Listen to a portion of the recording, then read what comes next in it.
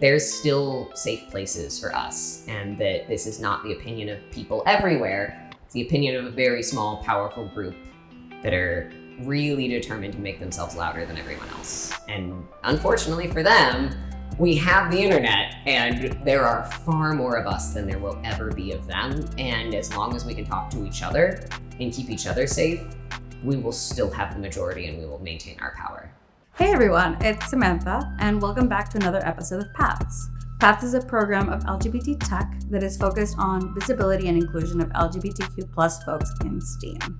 Paths podcast allows us to talk to professionals across the LGBTQ plus community in various STEAM fields and get to hear their stories, from their background to how they got to where they are, to their advice for others on how to get into their fields and industries. Everyone's paths vary, are unique, and are incredibly insightful. Before we jump into this month's episode, don't forget to like, follow, and subscribe to show your support and never miss another episode.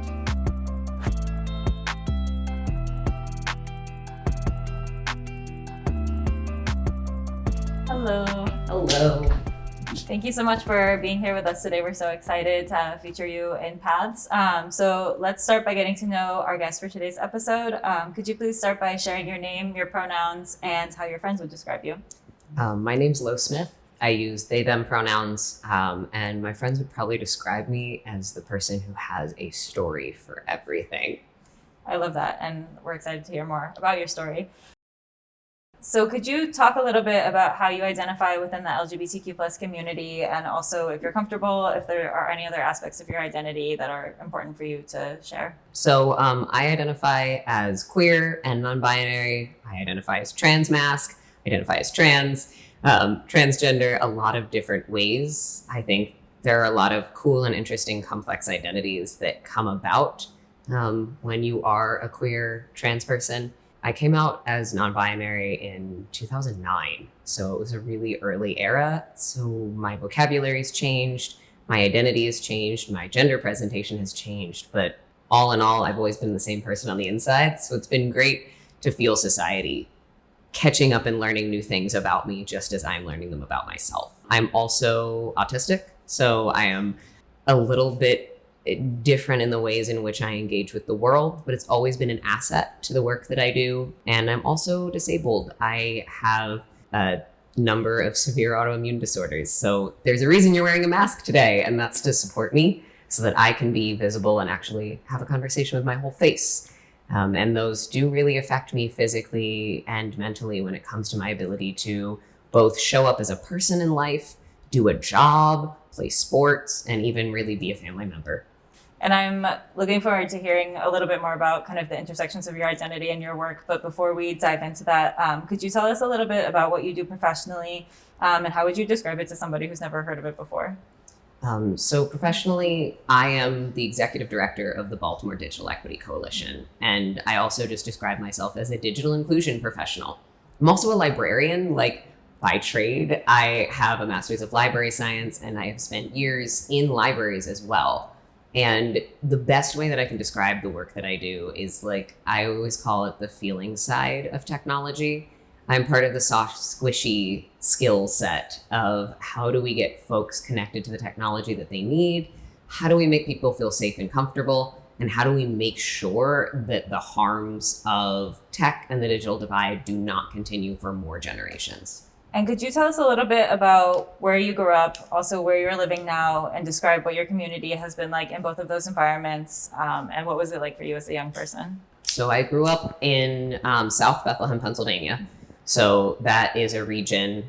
I often like to do the PA as a hand, and it's kind of over here. It's right on the border sort of between where the mountains start, and then on one side of the mountain it's suburbs, and on one side of the mountain it is true mountains and true Appalachia. And I grew up in an area where we had a steel mill that shut down. So we were a diverse community where immigrants from all over the world had come to work, and then the industry left. But we were also a growing community that had many Latino folks, a lot of Spanish speakers. So in my elementary school alone, 37 languages were spoken, and almost every single student was on free lunch. And that was in the 90s. And so looking at the ways that growing up among so many diverse communities and also so much poverty is showing up in different ways really influenced the way that I experience life and the way that I see things. I often discover that a lot of the phrases that I say, even like when I speak Spanish with my family, I realize that like a lot of my cultural phrases I've picked up from other folks. So like I'll occasionally throw in like Puerto Rican slang and Dominican slang when talking to my Chilean family, and it's always a mess. And then I realize that I say phrases that come from German or Hungarian or Polish or Russian as well. And I've got this really nutty vocab and also culture where, to me, holidays involve both pierogies and patadillos. And I demand that both are on the table, and I want all of those just dough pockets there. Doesn't matter where they come from. And when I left the Lehigh Valley, which is the region that South Bethlehem is in, I moved to Baltimore. And so I went from an area where I had been growing up on the south side of the city, which was the historically segregated, the historically low income, majority of color area. And I moved to Baltimore, which is a city that's 70% Black. And so I really felt culturally at home in a place that had so much identity again. And there were so many different groups of people. West Baltimore is different than East Baltimore. There's a rivalry between like Cherry Hill and Latrobe. You've got to know who has feelings about what. And the complexities of Baltimore really drew me in. And I love it there. I've been there since 2009, and it's truly been my home.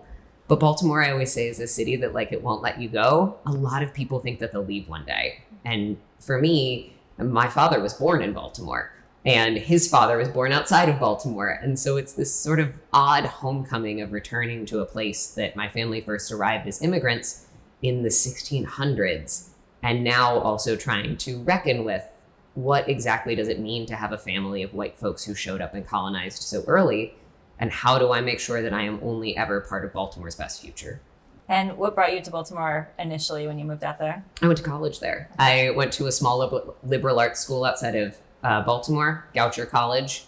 Didn't love it, but what I got out of it was the city of Baltimore and a lot of really interesting connections to folks because I was so adamant about getting off campus. I didn't want to live in an echo chamber. I didn't want to live in a bubble. And I wanted to really connect with folks from the city because where I grew up in South Bethlehem, there's Lehigh University.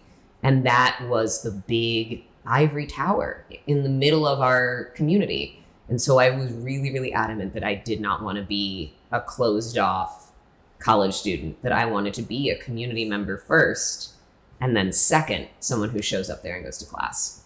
Do you remember when you first started understanding your LGBTQ plus identity and what that was like for you? I was 3 years old. I was on a trip to visit my family in the Adirondacks.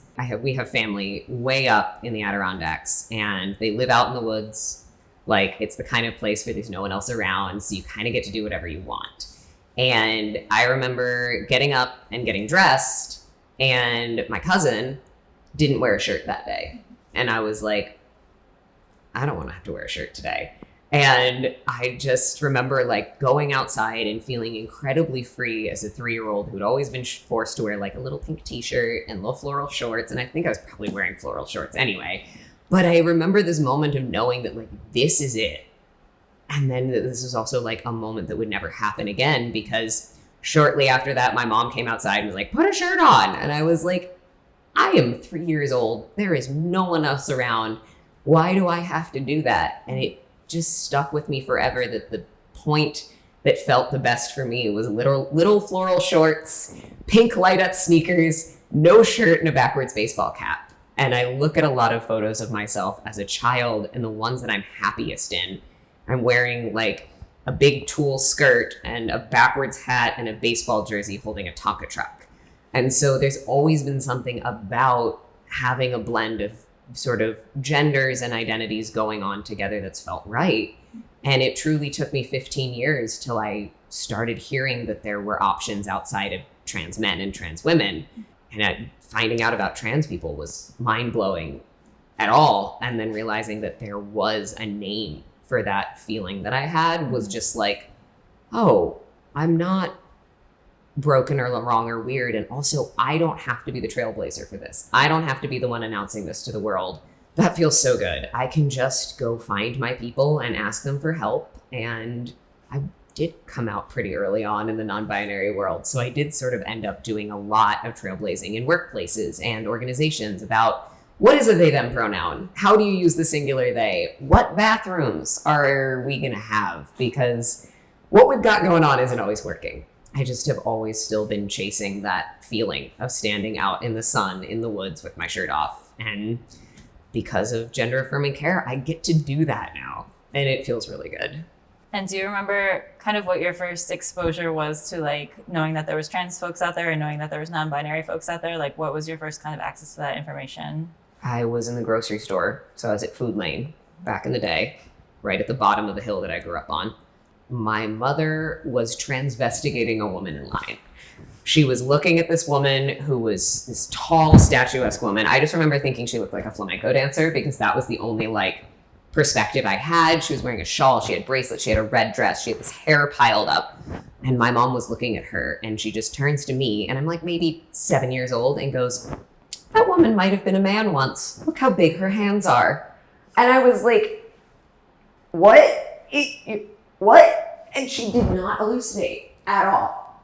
And so I just sort of carried with me this like odd piece of knowledge that there could be women who used to be men one time. And I think it just probably rattled around in me for so long. At some point when I really found out like, okay, so there are trans people and I learned about some of the early World War II soldiers who transitioned, I was like, oh yeah. There was one of those in the grocery store. She was buying bread.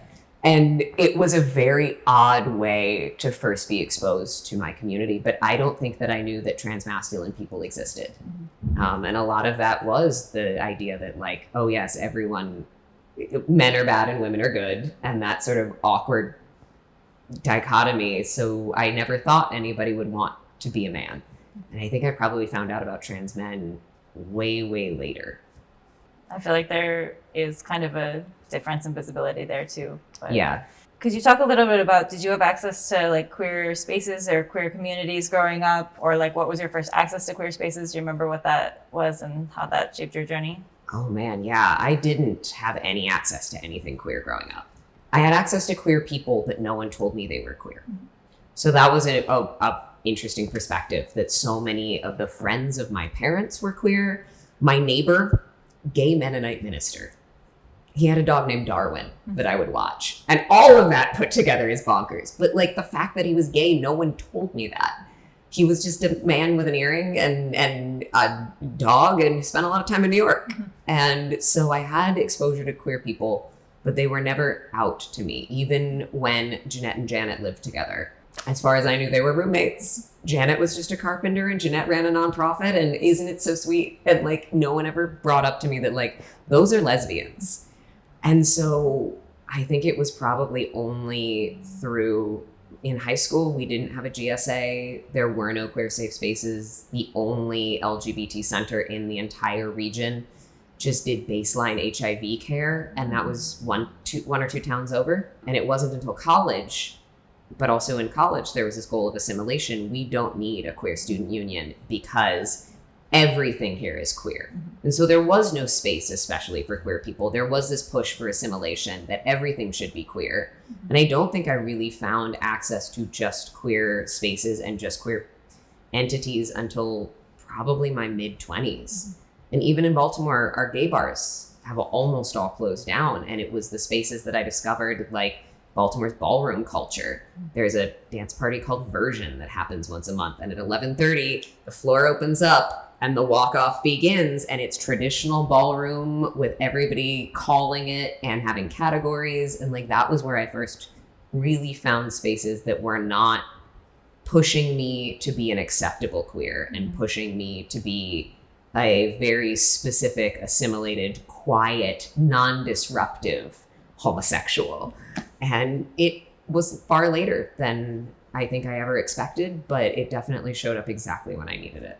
I think that like distinction between kind of the assimilation and like being digestible in order to be acceptable and like kind of who has access to that, because a lot of people will never have access to that. So like defining our own spaces and everything is really important. Shifting a little bit into STEAM and the work that you do you remember what first sparked your interest in your field of, I guess, library sciences probably? And then can you talk us a little bit through your journey of like what connected you into digital equity work? Everything in my life is a series of last minute decisions. And I mean, not really last minute decisions, but sort of weird, fateful, incidental experiences that just pushed me in a direction. I went to college with the intention of being a high school teacher. I was going to be the gay high school English teacher. Everybody knows that one. Like, I was going to be the one who you have lunch in their classroom, you cry, they help you figure out who you are as a person. I went to a high residency teaching program. So I was in classrooms starting when I was 18 years old teaching. I loved it. I got to my third year of teaching and we got into classroom management. And this would have been 2011, 2012. And if you remember 2011, 2012, that was a really interesting time for school shootings and violence. And I was prepared to care for my students in that way, but I was not prepared to be a prison guard. I was being taught to manage classrooms in a way that felt carceral and just really against the way that I know that people need to live and thrive. And I couldn't do it. And I couldn't let down kids that way. And I just I had a full on crisis of faith about me wanting to be a teacher. And I called a friend to pick me up from my teaching assignment and I walked out. And I was like, I can't do this. Yeah. And that night I went to see a rap collective in DC and we were hanging out outside afterwards and I was chatting with the rappers who had just performed because they were friends of friends, because that's how small the world is. And I was like, oh yeah, I just dropped out of my education program today, I guess. And they were like, oh, that's cool. What are you going to do instead? And I said, I'm going to be a public librarian.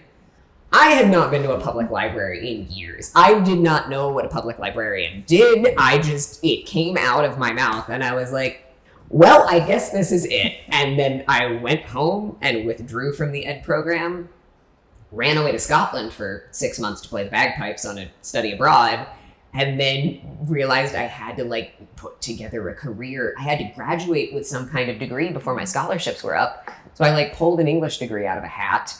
And then I started trying to figure out what to do. And the Baltimore County Public Library took a chance on me and hired me at 21 to be a part-time librarian. Back then, library science was and libraries were like baptism by fire. They threw you on the desk by yourself.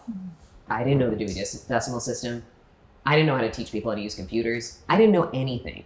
But I knew that I loved the experience of having someone come in with a big question and leave feeling heard, understood, and also informed. And I loved the way that it combined everything that I wanted to do of helping people, sharing information, and teaching people to be able to do things for themselves. And that led me down this path of watching folks struggle to use the computer. And we were only allowed maximum 5 minutes that you can help someone on the computer. And I was like, this is insane. We have people coming in who are doing these things on the computer and they can't do them. And I am not allowed to work with them. I am being told to pull other staff members back if they're being dominated by one customer. And we launched this program called My Librarian at my library that allowed you to sit down with a librarian and you'd book them for an hour and they'd help you on the computer.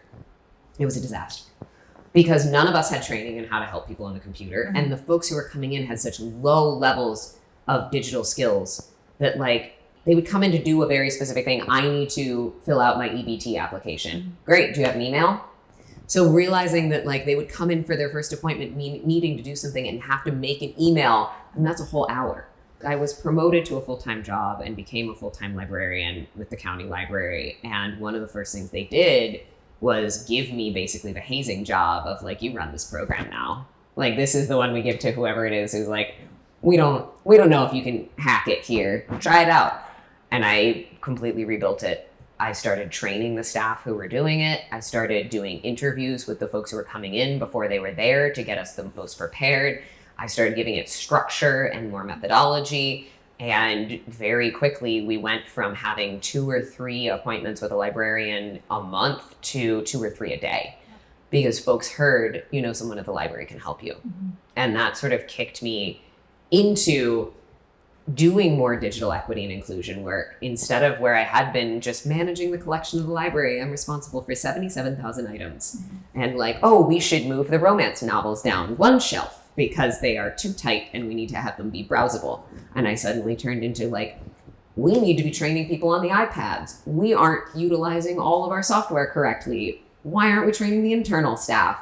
And that sort of spiraled into a not happy accident at that job. I was stressed out one day, called my boyfriend at the time for a ride home, got into a car accident, took the next day off for concussion protocol just in case. And I saw a job that was a technology fellow at the Pratt Library. And I was like, I don't know what this is, but I don't want to have to do that commute ever again. Because I was commuting 10 and a half miles by bus into the county, out of Baltimore City, into an area that was very poor, very white supremacist, which was also a whole other can of worms to deal with as a trans person out in libraries. And I got a call for the job at the Pratt Library the next day. And they were like, come on in. We don't know what you are either, but we want you here. And that just sort of sent me all the way on into a fellowship with the Media Democracy Fund and into digital equity, and ending up as like accidentally an expert in an area that just feels like common sense to me. So the My Librarian program started, I would say, in 2015, which feels a little late for baseline digital skills. But most of the folks we were seeing, because I also tracked demographic information, it sort of informally, I'd take a look at whoever popped up and write down another note of like another guy in his 40s. We saw a lot of men in their 40s, particularly. So that would have been just the cusp of Gen X and millennial then. Most of them had been working in warehouses or blue collar jobs, and those jobs were gone. They had been automated in our area, and also that they had to have digital skills to be able to do those jobs. To be a warehouse manager, you had to use an iPad. And so we were often seeing folks coming in who didn't have an email, hadn't used a computer since they graduated from high school 22 years earlier. And that would have been like Windows 95. We also saw a lot of formerly incarcerated folks who were also struggling with the same things, coming back from incarceration with no knowledge of what had gone on for the last 7 years, culturally, let alone technologically. And then we saw a lot of older folks, a lot of retirees who were coming into the library, who were emerging from having spent 40 years working a job and then realizing that they hadn't been as connected with the digital world as they thought, because they were like, I use a computer at work every day. Well, I don't know how to tell Deborah that she has truly been using Windows Vista, and we are a few years past that. And just because your boss wanted you to use WordPerfect doesn't mean that's how the world works anymore. But we saw people of all ages and all demographics, but mostly we saw folks who were really, really in need of baseline skills, like the typing, and also learning to deconstruct a little bit from myself that there's no right way to do anything. Plenty of folks would hit caps lock, letter, caps lock, instead of holding down the shift key for a minute. And rather than correcting them, I was like, I just have to get comfortable with the fact that like that's how they're gonna do it. And learning to also feel that way about a lot of the technology skills that folks had, of like feeling comfortable with the way that works for them, because there's no truly right way to do it. We haven't standardized this stuff. We're just kind of out here. Our typing skills come from a typewriter. I used a typing book in middle school when I learned to type. We had paper books and they were meant for typewriters, and their teacher would just tell us to skip over the pages about changing the ribbon. And so like,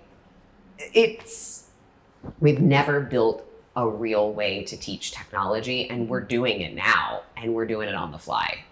It's working, but it definitely has leagues to grow.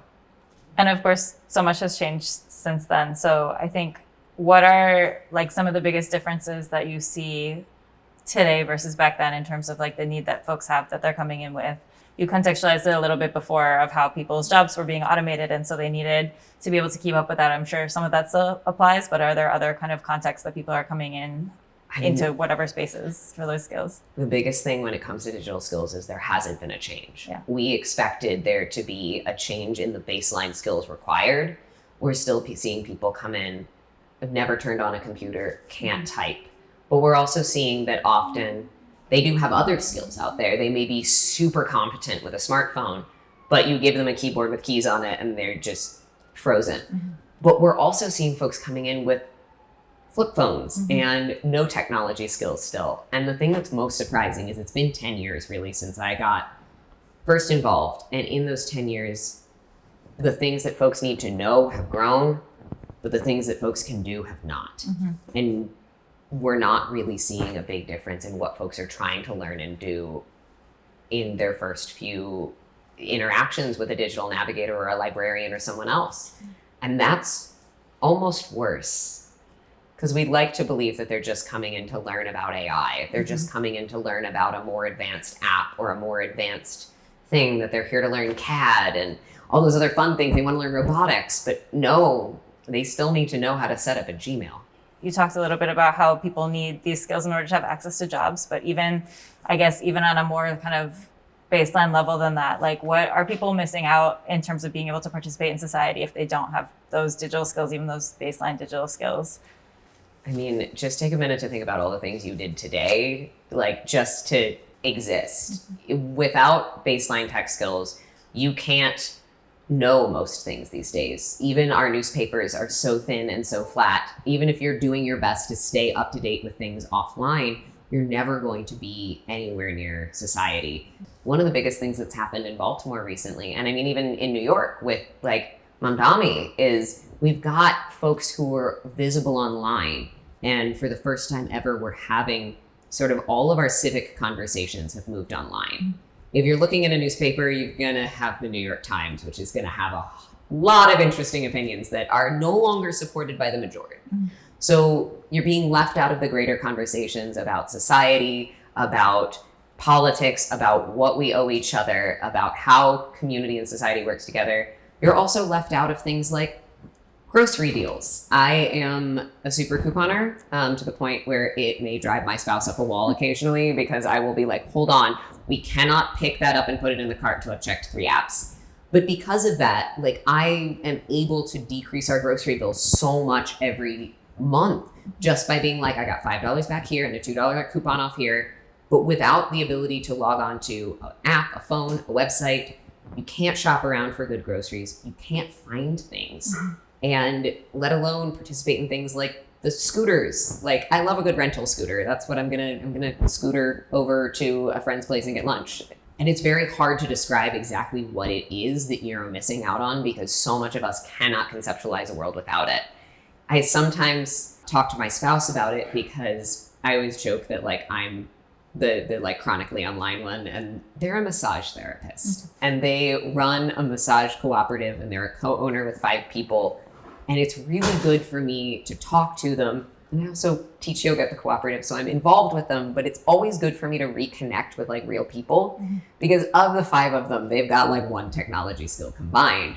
And they remind me that like, yes, they are on Instagram.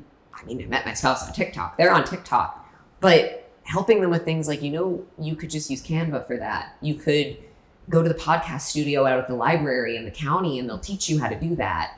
Or like you could just, it turns out moving your website over is not that hard. You just have to know where to look. But even those key pieces from folks that I would consider to be relatively tied into the virtual world are not there. And all of the different layers in which you either can be more connected, or the deeper you go online, the less connected you get to your community around you. So it's such a difficult thing to think and talk about. And the more I spiral on it, the worse I'm gonna get. Well, I have so many questions based on what you just said. Could you say a little bit more about how you met your spouse on TikTok, if you feel comfortable sharing? Oh yeah. So we met on TikTok, and it's very funny because like I think a lot about like data privacy and digital privacy and all of that. And I like had a public TikTok that was just like me talking to the world. I was talking about technology. The video that they encountered was about me talking about why you shouldn't leave your voice assistant on all the time. And if you are going to use an Alexa or a Google Home or something, like turn the mic off. And like, did you know if you're a therapist, you cannot be doing sessions in a room with an active voice assistant? And I was like making that joke that like, you can tell real tech people, because like some people are like, my whole house is connected to my phone. And then there's me, and I'm like, I have a printer and I have to plug it in to my computer to use it. And like, everyone's like, do you have like a smart doorbell? And I'm like, absolutely not. I saw Smart House. I think many of us have seen Smart House. We have all seen the Disney Channel original movie. That is what we're always going to be up against. And so I was talking about that, and they apparently saw that video and were like, that person is talking about something I don't understand, but I like them. And they were making just like, you know, the 2022, 2021, like trans mask thirst traps on TikTok. And I saw one of those and I was like, well, I'll see a few more of those, please. And eventually I had just made a video about like, oh man, I keep having to go back to the same phlebotomist because I'm disabled and this would be such a meet cute if only she were my type. And someone asked a question like, what is your type? And I was like, this is a great time to just accurately describe this other TikToker. And they saw that and made a TikTok in response that was all visible. So like everyone who was in the like world of following us both on TikTok was like watching us flirt in real time very badly. And then we found each other on Instagram, so we moved platforms. And they left a comment asking to slide into my DMs very politely. And that's when I found out that they lived in Lexington, Kentucky. And I was like, I'm in Baltimore.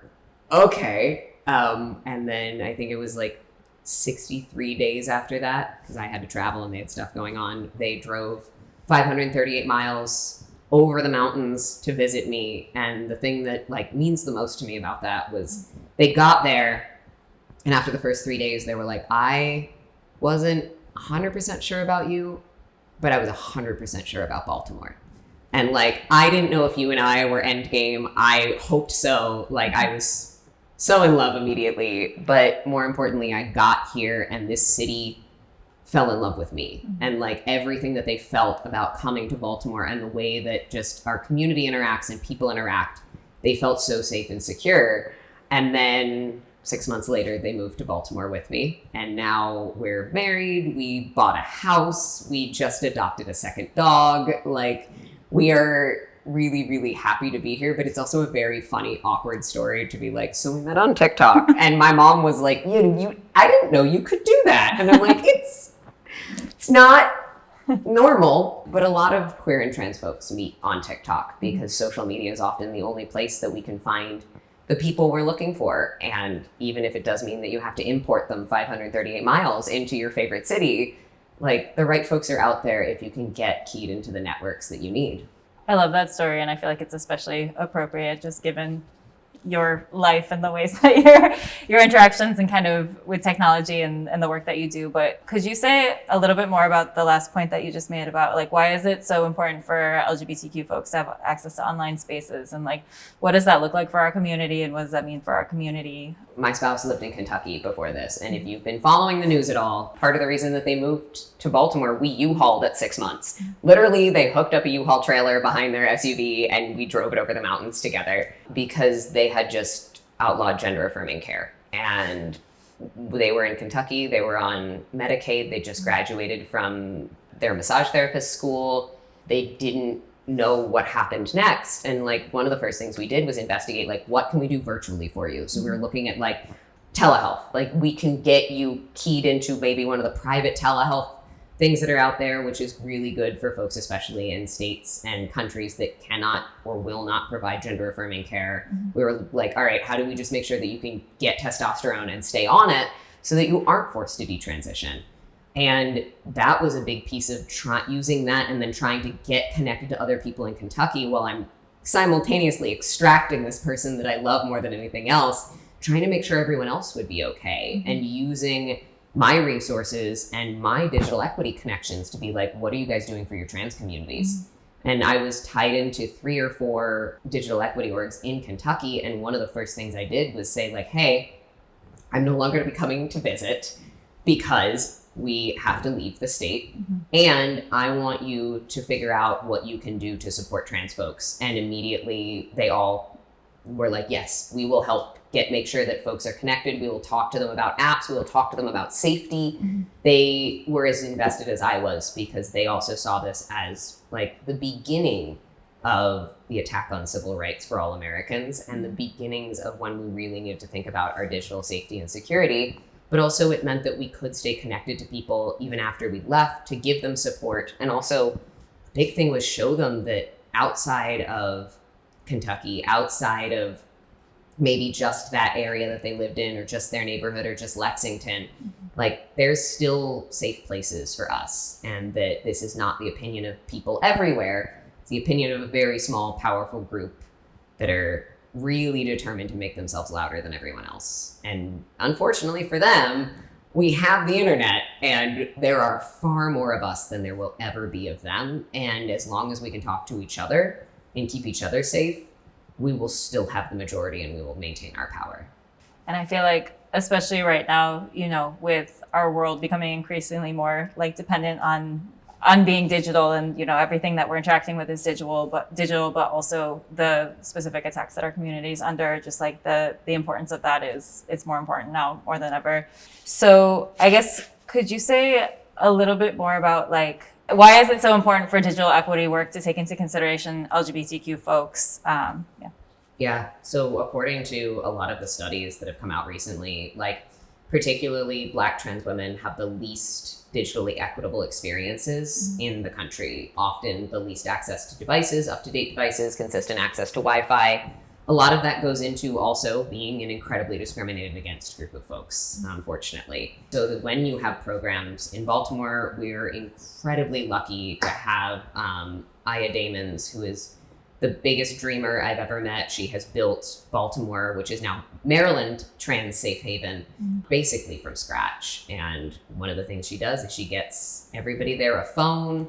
She gets folks connected to technology. She gets them technology training and connects them to the greater world. And often this is the first times they've had phones that have been consistently on for a period of time, and often been able to reconnect with family members who they may not have spoken to since their transition, and to be able to sort of reintegrate into other parts of society that have been pushing us out. And particularly when we look at all of the areas that determine sort of like your digital equity score, which is a method that is used to calculate like where should we be doing more work. But when you're looking at inequitable access to internet, lack of appropriate devices, lack of digital skills, no support systems or networks or even computer repair or any of those, a lot of the things that we see, it's always race, class, gender, identity, and particularly then adding in disability already, and veteran status. Already those folks are overrepresented in the LGBTQIA population. When the Digital Equity Act, RIP, the Digital Equity Act, came out and we had the covered populations, something I heard from our community often was, why aren't LGBTQ people here? And I thought about that, and I looked at it and I wondered, why aren't LGBTQ people represented directly as a covered population in the Digital Equity Act for services? But then I looked at the other populations. It's older adults. It was incarcerated and formerly incarcerated folks. It was racial minorities, low literacy levels and English language learners, veterans, and people with disabilities. And then I looked at the queer community, and that's all of us. We are disabled at a higher rate. We are veterans at a higher rate. We are older adults. We are incarcerated at higher rates. And so when you are serving other communities in need, you are always serving queer people, but sometimes having the emphasis on serving queer folks within that focus is key. So making sure that, yes, you're serving veterans, but like, is there a program for trans veterans? And one of the benefits of being in Baltimore is we have so many trans veterans because of our geographical location. And I sometimes joke that I am safer in a room of like 5 trans women I've never met. I mean, I always am safer in a room of 5 trans women I've never met than I am most places on earth. But often it's because of those 5 girls. They are probably some of the most lethal people I've ever met. And they're just like hanging out, talking about like what they're going to do this weekend and their books that they're reading. And then later you find out, you're like, so she used to be a Navy SEAL. She was Air Force. She was a Marine. And I'm like, okay, but they're all very pretty too. Like, they're very nice. They're very pretty. I didn't expect any of that, but also I'm not surprised.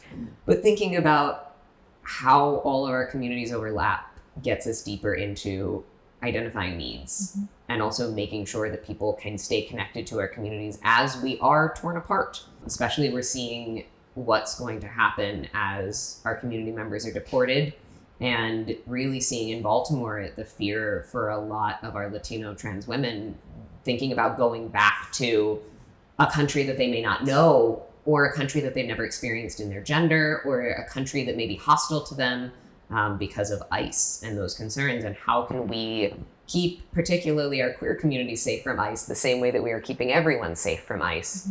And just really how any kind of overlapping work and mutual aid serves everyone, particularly us. So I have kind of a two-part follow-up question. So I feel like I really like that kind of view that you have on the intersections of the LGBTQ community and like literally every other community. So I feel like that's kind of pointing to the importance of like cultural competence of serving the LGBTQ plus community while you're focusing on other kind of demographics and digital equity work. So I'm curious a little bit about like, what does that look like? And also how has the experience been navigating the digital equity space as a LGBTQ professional? Like, what does that look like for you as a space that you felt comfortable like being out and kind of talking about these things? And Yeah. So, I mean, cultural competency is at the center of all the work that we do. You can't do digital equity work unless you're culturally competent.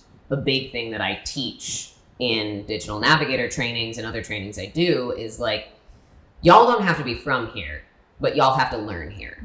Like in Baltimore, teaching folks that the slang for technology is going to be different neighborhood to neighborhood, that in different areas of Baltimore County, they're going to call things different things. You got to roll with it. Don't go out correcting people. That's the last thing you want to do when you start off a conversation. But also understanding more of the intricacies of communities and how people interact and what is important to folks is really key. And I've worked with digital navigators all over the world. I've worked with them all over the United States, Native nations, everything, learning the differences between the needs and the cultures and the desires and sort of the differences there. Thinking about, well, if we're going to be doing digital navigator training in this community, we can't be going after sundown on Friday to have sessions because that's Shabbos and everyone's going to be at home, not using Fire in whatever format that shows up for them. And then in this community also, we're working with a Native community that has a different relation to when one does and does not engage with Fire. And it was a determination of needing to speak to tribal leaders about Wi-Fi. Does the Wi-Fi need to be turned off during times in which we are not engaging with electricity or technology because it doesn't technically use electricity the same way? So hearing that had to be a conversation internally while the digital navigators just sort of were like, let us know what you find, was really, really great for us to get deeper into understanding, like, how do we connect? How does internet connect? How does learning connect with existing societies and cultures? And how do we make sure that we can be as respectful and supportive of existing culture without coming in and just being like, all y'all need phones. Some people don't want them, and it's totally fine. I mean, so being out it's not an option to not be out for me as a non-binary person, especially someone who has medically transitioned and is very clearly, I don't pass in any direction. The only thing I pass for is fruity as fuck. And so like, I don't have an option to not be out. And so that's a big piece for me in my careers and how I do that. And so we've always seen that historically libraries and art teachers, and like, we know the stereotypes, baristas, bookstore sellers, like those are the places where you get somebody with a septum ring who looks like this. It was an interesting shift as I moved into doing digital equity work. When I worked at an organization, I got added to the Slack, and I saw that on the Slack, the day that they did their interview with me, because I scrolled up, they mandated that everyone put their pronouns in their Zoom bios or like the little Zoom name. And I was like, all right. So that happened. And it was just one of those like moments of being like, oh, I'm accidentally out here shifting the field. And there are a lot of queer and trans people in digital equity. And I think it's because we see ourselves as the helpers. We are always the helpers. Mr. Rogers said to look for the helpers.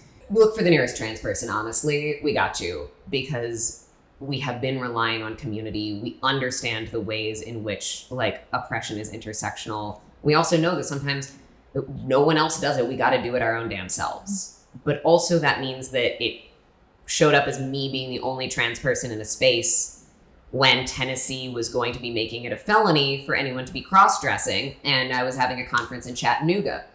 And I had to get on a call with the whole conference. They'd been putting this together in Chattanooga since long before the pandemic, and it had gotten pushed off. It was 2023. And 10 months before the conference took place, to say, you can have this conference in Chattanooga, but you will not have me, and you will not have your queer community, and you will also lose the trust of your entire digital equity community. You will lose the trust of the thousands of organizations and people that have believed in you, because you are willing to sacrifice the trans community to follow a plan you already had. Mm-hmm. And when they were like, but wouldn't it be so radical for all of us to show up? And I was like, no, it would be disgusting of you to ask that of us. And so I moved 800-person conference from Chattanooga to Philadelphia because I said, and they finally asked me, like, would you still work here if we did it anyway? And I was like, no, you will lose me. Mm-hmm. And you will lose so much more than just me. And having to have the conversation of like, yeah, somebody wants to fly you out to talk. And I had to send so many emails recently that are like, thank you so much for the invite. I'm trans. I will not be there. And next time that you host a conference, would you mind hosting it somewhere that like a large chunk of your community can go? And then also itemizing like, I'm trans and I'm not coming to Texas. Mm-hmm. And also one of my former staff members, undocumented, also not coming to Texas. My pregnant friends who I want to invite to come to this, who are having a complicated high-risk pregnancy, will also not come to Texas. Mm-hmm. Because should something go wrong and they need prenatal care, they're not going to get it. Should my friend who is undocumented get stopped by immigration enforcement, in Texas, they're at far higher risk of violence and deportation. And should I just exist in some areas, I am liable to be arrested for using either bathroom, let alone the audacity to be visible and in public. And so a big piece of the digital equity fight internally for us is trying to make sure that our community is showing up for us as leaders, because I'm not the only trans person. I'm a pretty highly visible one, and I know that. And so I often try to make sure that I am being extra loud, because I know that people know me as the they, them of digital equity. And then I turn around and I'm like, nobody here has a binary pronoun. Like, what? Why am I the one that is being featured as the trans when I'm in an entire room of trans and queer folks who just maybe haven't made their way quite up to a seat? And being an executive director is interesting because I can't find community as the leader of a nonprofit. There are organizations, the previous executive director under my role he was a young Black man, and he was part of a number of organizations for young Black executive directors, folks from his college that he graduated from. And so he had all these networks. And when I came in and they were like, we want to get you into some kind of mentorship network, something connected. And I was like, what is there? Mm-hmm. And it was just sort of crickets, because everyone was like, well, we don't know. And there are organizations for like women who are executive directors, and there are organizations for lesbians who are executive directors, but there aren't any like trans folk executive directors. And the ones that I did find that were LGBTQIA were a bunch of white men in a room being wildly conservative for that vibe. And so it's been tough to find the mentorship and the leadership I'm looking for when it comes to how do I develop myself as a leader when I'm the first person like me in this role. And so I'm trying to then turn around and give it back as much as I can, but it's also weird and lonely here at the top. Yeah.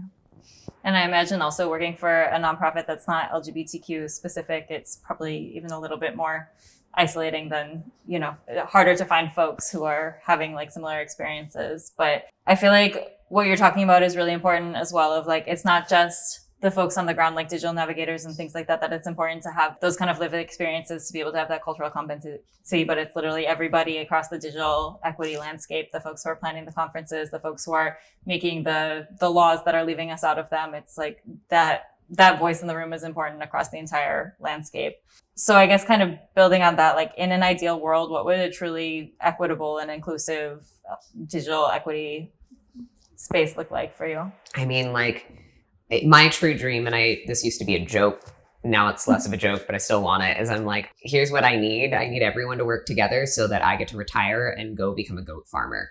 Like, gardening is one of my big things that keeps me sane. I do a lot on work-life balance and coping mechanisms and stuff, but I just need us to get it together and to hold hands and to work through our differences to make sure that we can deploy equitable internet, hold ISPs accountable, but also then when we're doing program building, co-designing with our community members, ensuring that what we're doing is not just meeting the needs, but the wants and the dreams of community members who are participating and utilizing that work, and getting us to a point where everything is an option.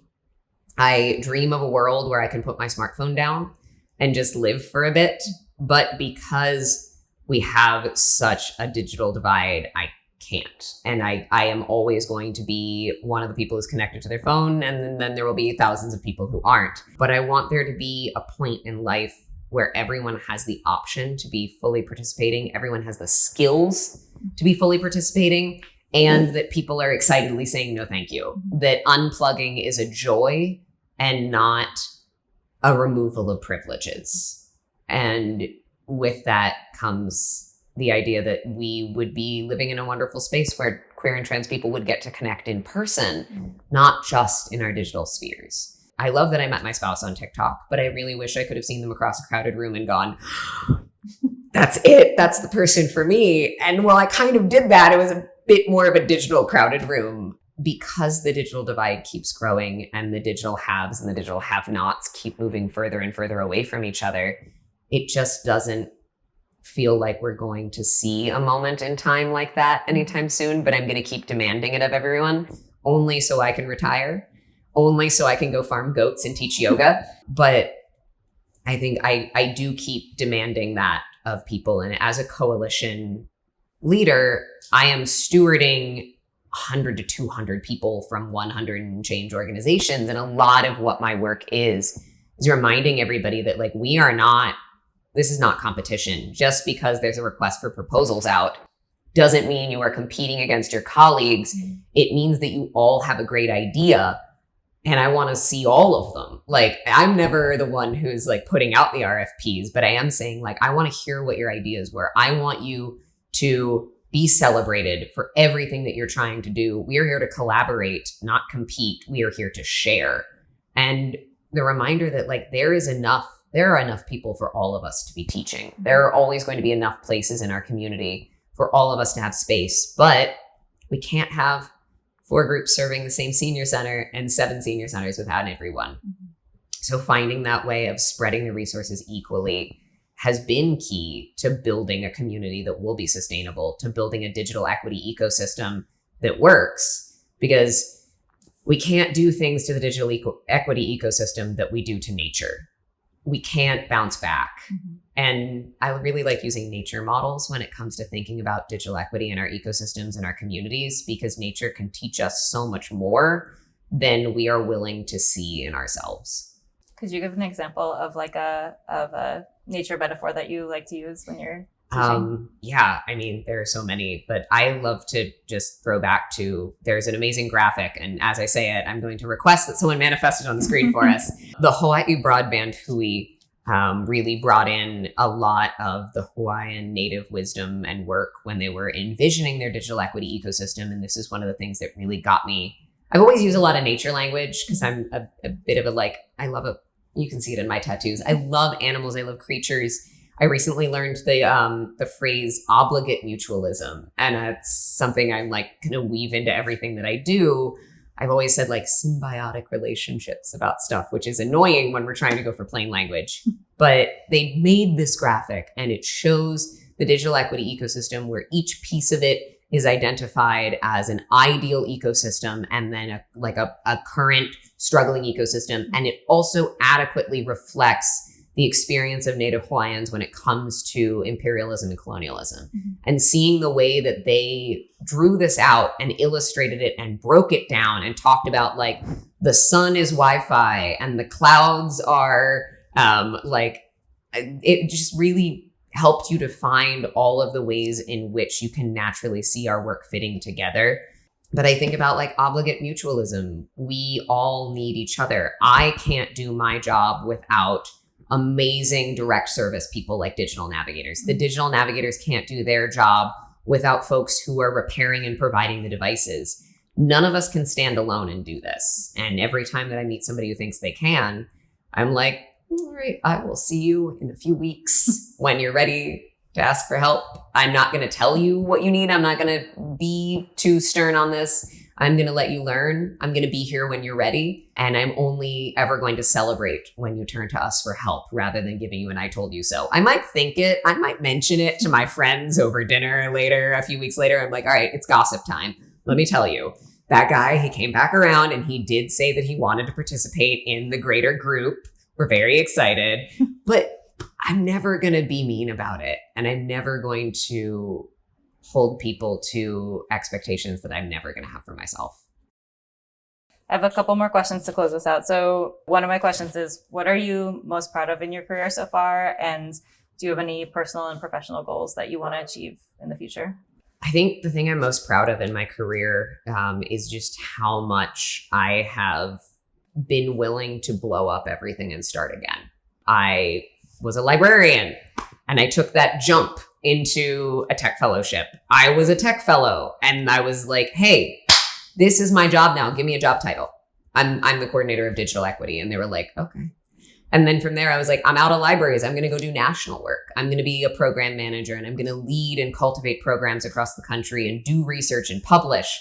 And then I was like, this isn't working for me. I need to go back home and focus on Baltimore. And something that like was hard for me was trying to break out of a lot of what I had learned, which was you should stay with a job, even if it isn't working, even if it isn't right for you. And I'm like, no, I would never.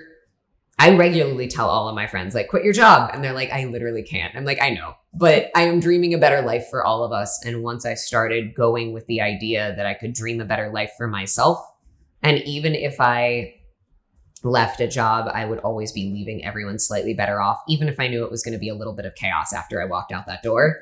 I'd like to always believe that everywhere that I've left them better off. And it's allowed me to make these wacky, crazy jumps that I would have been really afraid to. And I have no safety net. Like, honestly, I'm a millennial with like no savings and a lot of stress. And so when I have done things like take over a nonprofit with no idea what our budget looks like for next year, I'm willing to make that jump because I'm willing to do the things that not only work for me, but also work for my community and build the next step of the better future. And my final question is, what advice would you give to your younger self, knowing everything that you know now, or what advice would you give to just like the next generation of LGBTQ folks? I mean, the biggest advice I give my younger self is stop waiting for someone to give you permission. Like, you have been over controlled and over permitted your whole life. Just fucking do it. Just do it. Get the tattoo, quit the job, apply for the job, like break up with them. Oh my God. Don't keep waiting around for the right moment, the right time, the right thing, the right person. Just fucking do something. And that's also for all queer folks. Like, don't keep waiting for permission to transition. Don't keep waiting for the right day to come out at work. Don't keep waiting for the right moment to tell your crush you have a crush on them. Just fucking do it. Like, we are living in a world on fire more and more every day. And every moment that we waste by treading water and waiting is another moment we're missing out on huge amounts of joy. And like, even if it sucks in the interim, even if you have like a month of being the most emotionally uncomfortable you've ever been, you just have to do it. And fear is going to be the worst thing for you. And I spent so long being afraid. And then it was like one day I just stepped out of it and was like, all right, we're done with that part of life. We're closing that door. We're no longer waiting for permission. We're no longer waiting for the right moment. We are doing the thing, and we're doing it now. And where can our listeners find you? And is there anything that you want to plug? My personal social media is personal. I like to keep it that way. You may encounter me on TikTok, but I don't post under my own name. So congratulations if you found me. That was a funny one. I once had somebody find my personal TikTok like shortly after I had just presented at a meeting, and she was like, "You're wearing the same shirt with the same background," and I knew it was you. And I was like, "Oh my, I know what I was talking about in that TikTok." Well, you know a lot about me. But you can find me with the Baltimore Digital Equity Coalition. I mean, you can find me on LinkedIn if you really want to get personal and connected. But more importantly, you can find me on roller skates. You can find me dancing. You can find me anywhere that there is digital equity work happening. I'm probably going to be trying to get involved. You can find me at conferences. I'm out there. I do exist. You can walk up to me and shout my name and I won't have any idea why you know me, but I will be really excited to say hi to you. You can find me. It's just kind of up to you. It's ominous. I like it. It is a little ominous. Good luck. Yeah. Is there anything that you want to say about the Baltimore Digital Equity Coalition? Like any plugs or anything? Sure. If you want to just say what you all do, or I mean, the Baltimore Digital Equity Coalition is a collective of over 100. I think we're at 135 orgs right now. Don't ask me to do math. I am a librarian at heart, and by that I mean I cannot do math. I cannot count to 4. It's been a problem recently, but we're about 135 organizations throughout Baltimore working on a collective impact model. And so part of what we do, we're working in advocacy. Particularly since the cancellation of the Digital Equity Act, the end of the Affordable Connectivity Program, we are working to pressure government officials and legislators into understanding what digital equity means. We work in education, so making sure everyone understands digital equity and inclusion. A lot of my participants do direct service work. I provide training to digital navigators and program design support. And mostly I bring people together to really find those partnerships, forge those relationships. I help to manage the ecosystem to see what's imbalanced. I do some mediation work too, especially when I hear that there's a program that is struggling with someone else.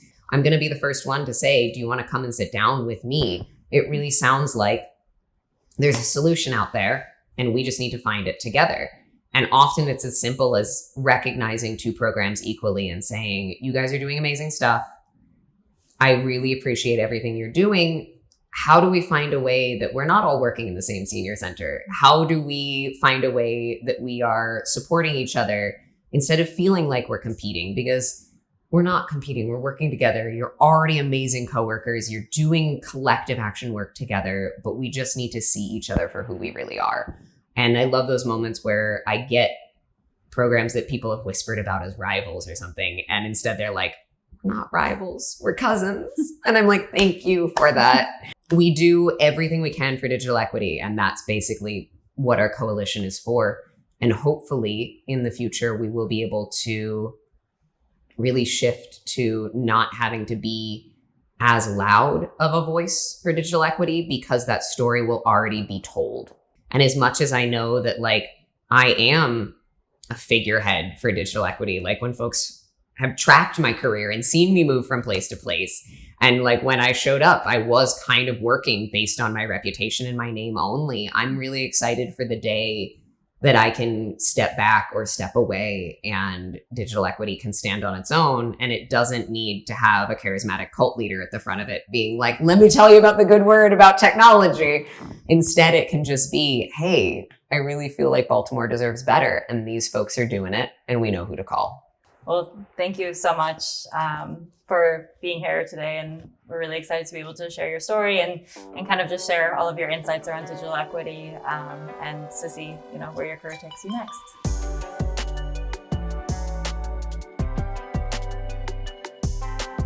Hey, you. Yes, you. Thank you for listening to this episode of Paths from LGBT Tech. Don't forget to like, follow, and subscribe to never miss another episode. Show your support and allow us to keep sharing these stories. Didn't get enough? Check out past interviews to hear from more amazing queer professionals in science, technology, engineering, art, and math. See you next time.